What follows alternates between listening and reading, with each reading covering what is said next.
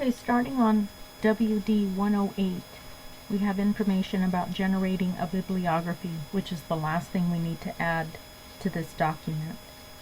So in MLA Style, we refer to the bibliography as a Works Cited page. That's what we're going to be creating, and it does have to be on its own separate page.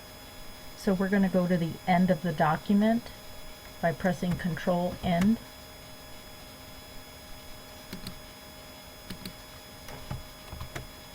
Takes us to the end of the document, and there we're going to insert a page break, a manual page break. So if you go to the Insert tab, you'll see there's the page break button. You can also press Control Enter.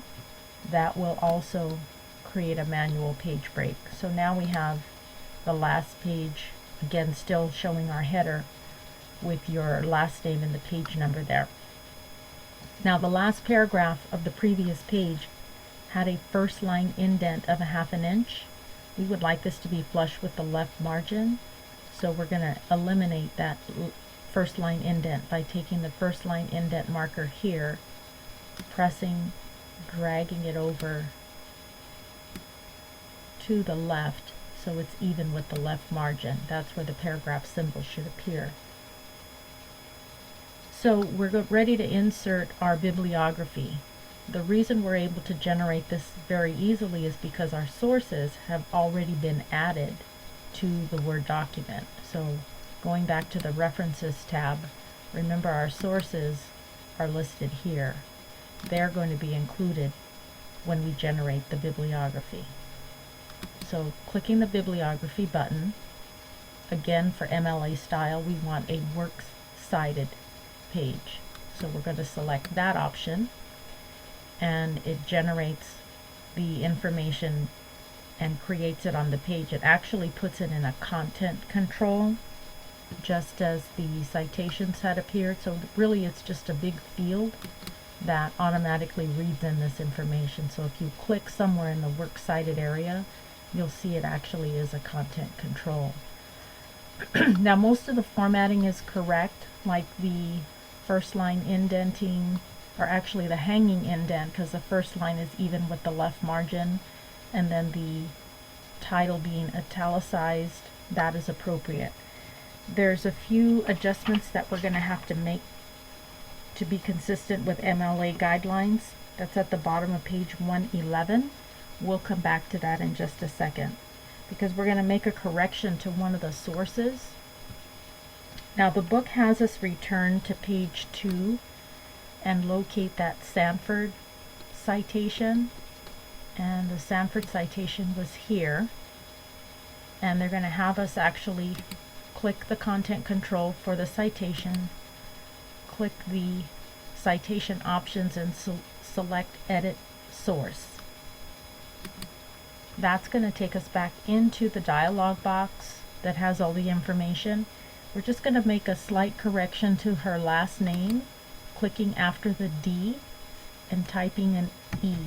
So Sanford ending with an E is the correction. Click OK. Now you're going to get a message that indicates that the source exists in the master list. Do we want to actually update both? We're going to say yes. When we do that, you'll notice the citation automatically corrects itself. Now if you scroll back down to the bottom of the document where the Works Cited page is, you'll notice if you click in the Works Cited area, it did not make the correction to the last name.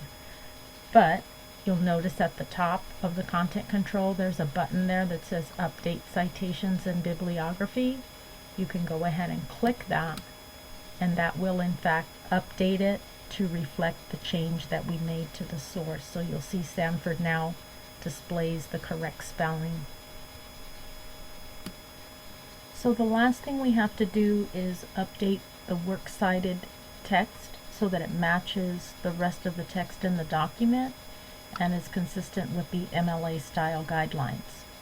So the first thing we're going to do is remove the formatting here of the Works Cited title by applying the normal style, which is going to take it back to the default font. So all of the text should be pretty much the same size and look the same. So we're going to select all the text within the Works Cited area. We're going to increase the font size to 12 points. So again, it's consistent with the rest of the document. We're also going to apply double line spacing and eliminate space after. So any additional paragraph spacing should be removed. The last thing we're going to do is just center the Works Cited title at the top. So clicking back somewhere in that paragraph, you can click the center alignment button and that will center that within that area. And that's it. That completes this document. I'm going to go ahead and resave. And that's the end of tutorial 2 for Word.